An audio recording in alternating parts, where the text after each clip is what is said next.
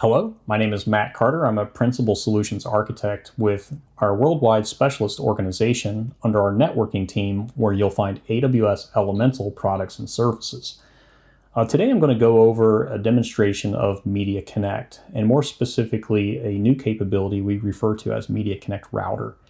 To learn more about this service, you can go to our website at aws.amazon.com/MediaConnect. When you hit the landing page, you can read more about the service here and the features, which include router. All right, let's also take a look at the signal flow diagram, and we'll talk a little bit more about this capability. MediaConnect, when it was introduced, was a capability that allowed us to bring live video sources into AWS and contribute those to different locations, whether they be IP addresses or, say, different regions within AWS. It was kind of seen as a point-to-point or point-to-multi-point distribution capability. With MediaConnect Router, we've overlaid a routing functionality on top of that. So now destinations that have an assigned source can be switched to different sources. So for example, if I'm sitting at US West 1 on this diagram, I can route and switch different sources over the AWS global backbone from any of these locations on the diagram, which could be this US East 1. When I'm at US West 1, let's say I wanted to get a different source to that output. I could just simply send a route command that would allow me to switch that source to, say, EU North 1. And we're going to be demonstrating that with a custom React application that I've built and hosted on Amazon S3. You can see that control app is demonstrated here on the diagram. Okay, let's go ahead and jump into the demo and we'll get a live look. Okay, so we're at the web URL for my custom React application. And on the left-hand side, I can log into this application. I've got it shown again here in the middle because we're going to do some comparisons or different views side by side. And on the right-hand side, I've actually got the console view of my MediaConnect router up and running. So I can see, this output happens to be called Program 1. I'm on the Assigned Input tab, and I can see that it has this particular image, which we'll see inside the custom React app, which happens to be the basketball game. So let's go ahead and log in. And once we're logged in, I can refresh the page. So we'll see that same experience here in the center. And we've got two tiles that we're going to be talking about, is the MediaConnect Router visual interface here, and I've got this route scheduler. And these are the things I'm going to put side by side.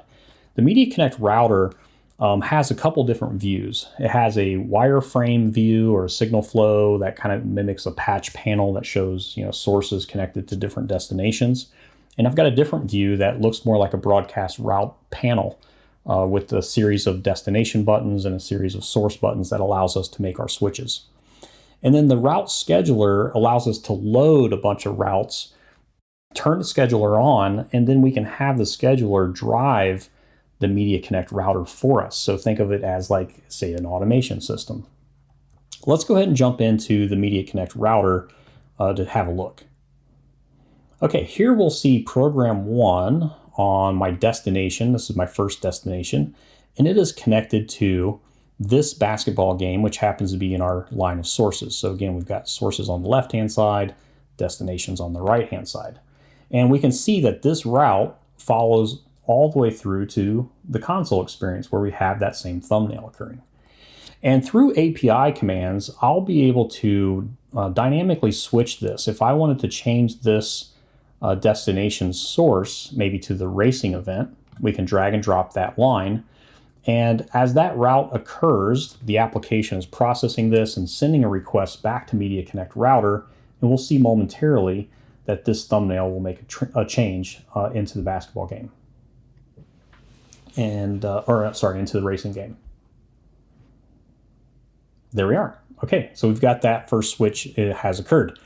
Let's go ahead and switch it back to basketball. And we'll see that route is taking place. There we are. And we can see there's different ways that we can interact with this experience. I've clicked on this particular pip, which, brightens this line so I can see exactly where that's connected. I can also go to panel view, and we can see that we're in this kind of now broadcast routing panel where I have my program 1. It's assigned to NAB SRT3, which happens to be the same naming convention over here. And if I take my program 1, if I click on that destination first, and maybe say click Big Buck Bunny as my source, we'll see that route occurring as well.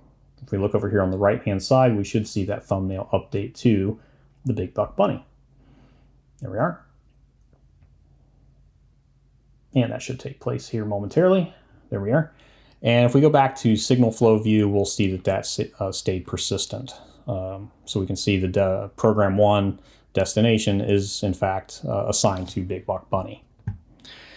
Now, we've got a couple other capabilities within the service that I've exposed in the application, one that I call Analyzer. So if I click on Analyzer, we'll get these side wings will pop out, and I can click on the pips themselves to load information in these wings.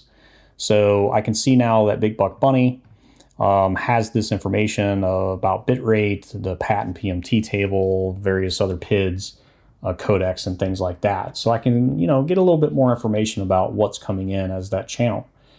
And then on the output side, we can do the same and click on that. And I've just exposed here the bitrate.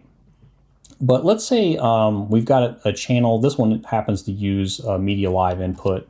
We can go directly to Media Live. Let's look at one of the SRT5 outputs. We'll see that that does in fact have a route that's been made from an input to an output, but notice that the bitrate says 0. The reason for that is because this particular, get back over to there. This particular output has an SRT local listener.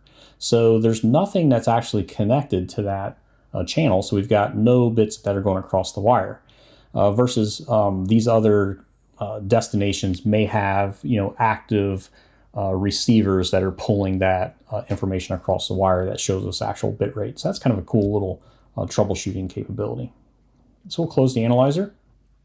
Okay, and now we're going to go on to another way that we could control this router. We've got the custom React application, but let's say we wanted to hand that off to an automation system or do something that's a little bit more automated there. And so I've built this route scheduler. And if we look at the route scheduler, I have a lot of already pre-programmed routes that are occurring, say every maybe less than a minute or just over a minute.